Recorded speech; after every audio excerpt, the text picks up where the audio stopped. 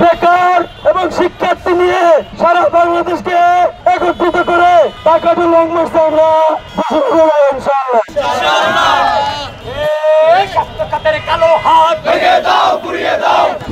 ছিল হচ্ছে স্বাস্থ্য শিক্ষা সচিব, স্বাস্থ্য পরিকল্পনা মন্ত্রণালয় এবং স্বাস্থ্য শিক্ষা অধিদপ্তরের মহাপরিচালক নাজমুল সাদাত স্যার এবং সেখানে আরো উপস্থিত ছিল স্বাস্থ্য অধিদপ্তরের এডিজি বা অতিরিক্ত মহাপরিচালক স্যার। যে আমরা হচ্ছে স্বাস্থ্য মন্ত্রণালয় অধীনস্থ স্বাস্থ্য শিক্ষা অধিদপ্তর এবং স্বাস্থ্য অধিদপ্তরের আমাদের মূল দাবিগুলো আমরা সেই স্বাস্থ্য অধিদপ্তরের মহাপরিচালক এর উপস্থিতিতে এবং স্বাস্থ্য শিক্ষা অধিদপ্তরের মহাপরিচালক এবং স্বাস্থ্য অধিদপ্তরের অতিরিক্ত মহাপরিচালক প্রশাসনের উপস্থিতিতে আমাদের এই মিটিং সম্পন্ন হয়। আজকে আমাদের তারা আশ্বস্ত করছে সর্বোচ্চ যদি 7 দিনের মধ্যে তারা আমাদের এই দাবিগুলো পূরণ না করে তাহলে আমাদের, আপনারা সবাই জানেন, আমাদের এই যৌক্তিক দাবি নিয়ে আমরা আন্দোলন করতেছি।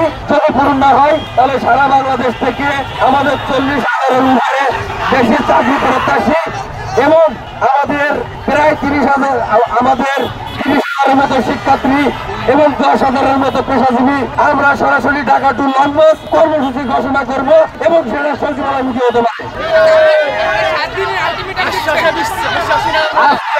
আজকে আমরা এখানে আমাদের কর্মসূচি সমাপ্তি ঘোষণা করছি।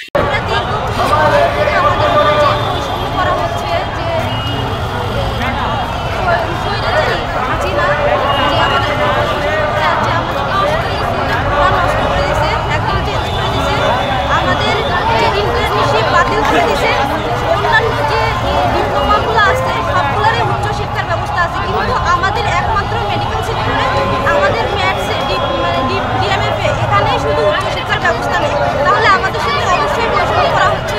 কোনো বছর থেকে আমাদের কোনো নিয়োগ নেই, তাহলে তো অবশ্যই আমাদের সাথে বৈষম্য করা হচ্ছে।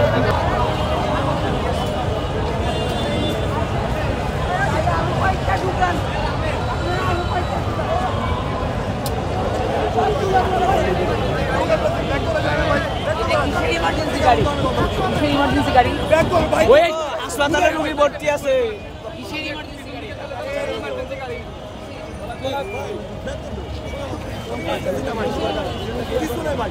আমরা দেখি যদি